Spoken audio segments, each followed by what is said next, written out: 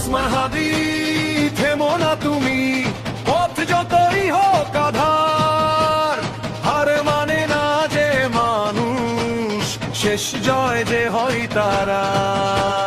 ওসমান হাদি একা হলেও সোজা রেখো তোমার পথ, ভয়কে পেছনে ফেলে রেখে লিখে যাও তোমার সময়। এই সময় তোমার হাদি, এই বাংলাদেশ তোমার। মানুষ আসে মানুষ যায়, কথা দেয় কথা ভাঙে, কত বিশ্বাস রক্ত হয়ে নীরবে গড়ায় পথে।